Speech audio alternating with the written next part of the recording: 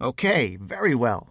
We learned about credits and debits, income statements and balance sheet items, T accounts, the double entry principle, the accounting equation, timing of cash flows, and much more. Here comes the fun part. We are ready to open a company's financial statement and analyze its performance.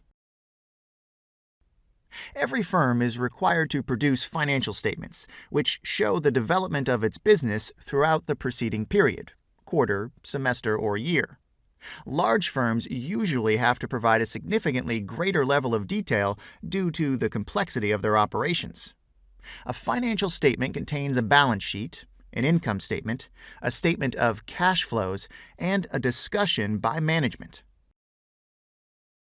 Larger companies are also required to provide an extensive set of footnotes, which show us the breakdown of important items within the balance sheet and the income statement.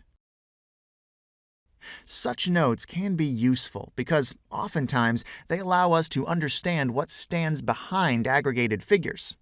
Smaller companies prepare financial statements only once per year, while in most countries, listed firms, which are typically bigger, have to provide a financial report every 3 months. In the United States, the annual report required by the Securities and Exchange Commission is called Form 10-K. It is prepared once per year and shows how the company performed during the past 12 months.